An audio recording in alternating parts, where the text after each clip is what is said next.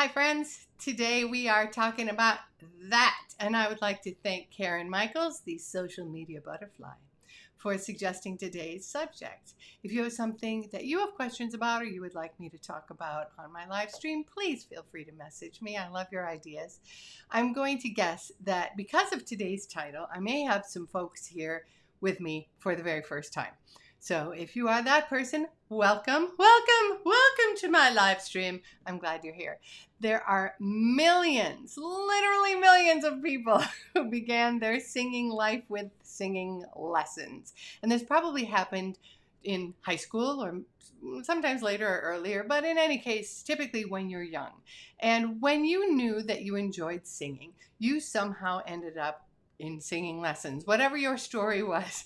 And when that happened, unless you were the exception to the rule, nobody asked you what kind of singing you wanted to do. They didn't offer you any agency in this process at all. They just started teaching you how to sing in the way that they thought was best. And thus, several years down the road, down your voice training road, you ended up singing classically. Now, many people who have had this aforementioned background have taken my professional training classes, or I should say, many of the people who take my professional training classes have this background. I have this background. I know that once you have created that background, I know that your voice sort of thinks that all singing should sound like Western classical singing. And some people really learn to have a love for the genre. They learn all about it. They get better. They really dig into it. Some people do that. And then some people go the opposite route and try to rebuild their singing in the way that they had always imagined that it would be from the beginning. And then there are people who want it all. They want it all. They want to be able to do all the singing for all the styles. And so I'm guessing those people are the people that I maybe are talking to today. Now, I'm going to be honest. I cannot turn you into Beyonce in a 15-minute live stream.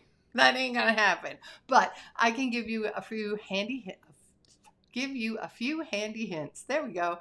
That will help you sing non-classical genres in a non-classical way. And that's what we're going to talk about today. So stay with me. I am Meredith Colby. I'm the author of Money Notes, How to Sing High, Loud, Healthy, and Forever, which introduces neurovocal, a way to approach singing for popular styles that is based on brain science. I am going to be teaching in the next few weeks, I'm going to be teaching my popular workshop, How to Teach High Rock Belt. So a couple of times in the next month, the people, I'll put it on social media and the people on my mailing list will hear about it. But the people on my mailing list will get an exclusive promo that gives them the absolute lowest rock bottom price for this workshop. So it's a very popular workshop. It's really fun. People really like it. And if you want to get that exclusive code, you can go to my website, neurovocal.com, and sign up, get on my email list. You get all the goodies. There's all kinds of goodies on my email list, I have to say. And if you do not want to be on my mailing list, then keep your eye peeled for social media promos and discounts for that workshop. If you enjoy my content today or anytime, please feel free to give me a thumbs, give me a hearts, share it, comment, do all the things that social media likes us to do, because it helps me and I really appreciate it. Today I have a freebie. Now, I nearly always offer freebies on my live stream, and I always send them to the people on my mailing list. So the people on my mailing list, they can come to the live stream or not, But if you're on my mailing list, you already got this link in an email from me today, and then you will tomorrow when I send the YouTube link. And it takes you to a blog post with the very provocative title, Pop Singing Will Ruin Your Voice. People on my mailing list get all the free stuff, the promos, the exclusive offers, and if you would like to be on my mailing list, get thee to sign yourself up. Now, we're going to get to our thing today. What is that? Oh, there we go. I'm like, wait, what is that little thing that I made? Okay, so we're going to get to our thing today. We're going to start with the listening thing, okay? So I told you today that there would be one listening thing and two singing things. So I'm not going to overwhelm you today, but these are not really necessarily small things.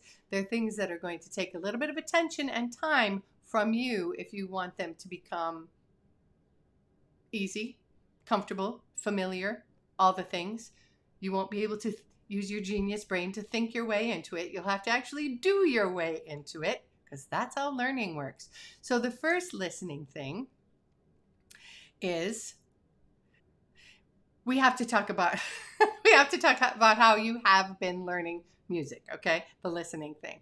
So with the acoustic genres, and today I'm just going to refer to acoustic genres versus microphone-based genres, okay? So it's very big categories, kind of squishy, but that's what I'm going to say today. So for acoustic genres, we are very accustomed to learning things from printed music and sitting at the piano, and the information we get from printed music is the melody and the lyric and the chords and the form, and if there's a specific piano accompaniment or other accompaniments, that's also written there as well.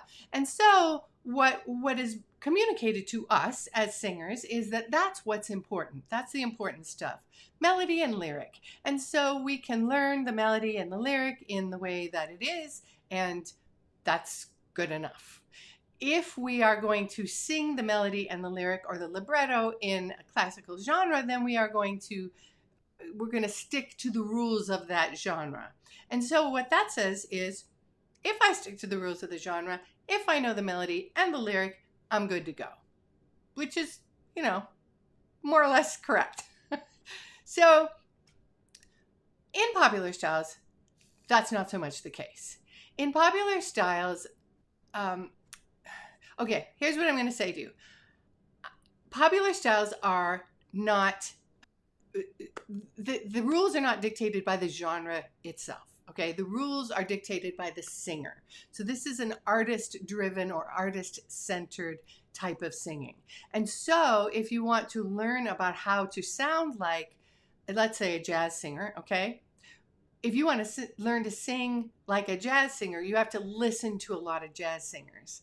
And what you're going to find is that there are certain things that many of the jazz singers or all of the jazz singers do stylistically, and certain things that only individuals do. So that's their little calling card, what they do.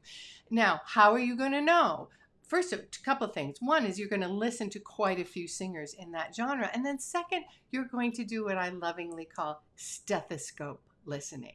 And that means you're going to listen to a small bit of the song, and you're going to listen to it over and over again with your stethoscope, because stethoscopes hear really tiny little things and you're going to listen to the tiny little things. Now, I'm going to tell you right now that if you are not accustomed to listening for tiny little stylistic things, your brain won't know how to do that. And so you will have to teach your brain how to do that. I'm going to give you an example. Well, I'm going to try to give you an example. So, I already said that. Sorry, I just checked my notes. So I'm going to give you an example. Let's say that you are listening to me. Like, I'm not going to try to copy another singer. That's way over my pay grade. So you're listening to me and I'm singing Fly Me to the Moon. And the first time you listen, you hear me go, fly me to the moon and let me play among the stars. That's what you hear. Now, this is just a regular old microphone, so nothing fancy, right? So you hear what you are used to hearing, which is melody and lyric, right? That was a little low. I might take that up. Anyway, so the next time you listen, you might go, this time I think I kind of heard her do a little scoopy thing in there, so I'm going to listen for scoops and I'm going to listen for fall-offs. And this time when you listen, you hear this. Fly me to the moon and let me play among the stars. So you went, oh, that was not exactly the same melody I heard last time. I heard that a little bit differently. Now at this point, you may want to stop and try to copy those little scoops and fall-offs. Listen again, copy, listen again, copy. You'll start to feel it in your own voice and it'll get easier. And then you go, let's see what else is in there. Maybe there's some textures in there, because I know jazz singers love textures. And this time you hear a little breathiness. You hear a little vocal fry and you go, oh, I didn't hear that last time. This time you hear, Fly me to the moon and let me play among the stars. You go, ooh, I heard a little vocal fry. I heard a little breathiness. I heard a little vibrato in there. Use vibrato, which was used as an embellishment, not as part of the tone itself, right? So then again, you're going to take that little bit and you're going to try it, and you're going to try to put those things in there. Now, you may decide, you know what, I'm not a huge fan of vocal fry, not loving the vocal fry, and just toss it. You don't have to do that. That's okay. It's not endemic in part of the genre. If that doesn't sit well with you, don't do it. But you should have a sense of how that works in the genre. Okay, so that's your stethoscope listening. And then the other thing is two things. Whoopsie.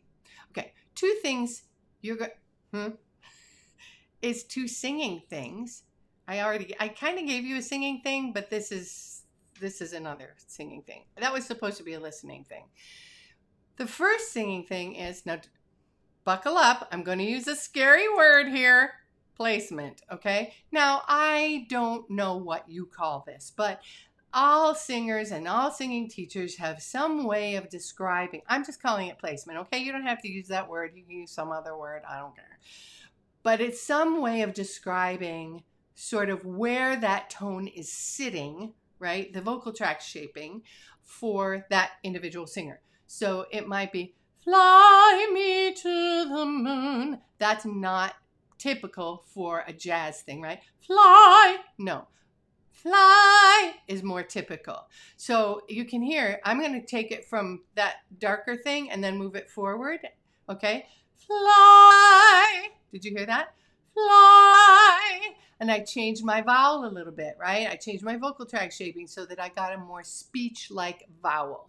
So that's something that you are going to want to play around with, is learning to sort of feel or hear your voice in a more present, speech-like, forward kind of a way. Again, whatever language you use, I don't care.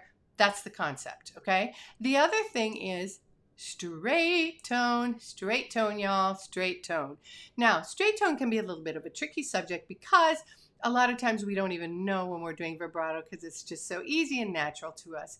But what I'd like you to try to do is listen or feel or both to try to learn how to do a straight tone. Now, I have a blog and a live stream all about how to do straight tone. So if you want help with that, you can go to there. But you need to understand that in the popular styles, all the microphone-based styles, that straight tone is the default and vibrato is the embellishment.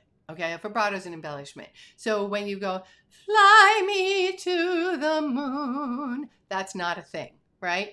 But fly me to the moon, putting a little vibrato at the end of it, that's a thing. So you want to be able to practice doing that. So those are the two singing things, the bringing that sound kind of forward and then practicing with a straight tone. And those are going to be the two things that are going to help you not sound like an opera singer. Okay, so those are just one listening thing, two singing things. None of them are easy. They will all take some familiarity and some practice on your part. But I think if you want to do it, I think you're going to find like it's a lot of fun. So thank you for being here with me today. I appreciate your attention and I hope you have a great week. Bye-bye.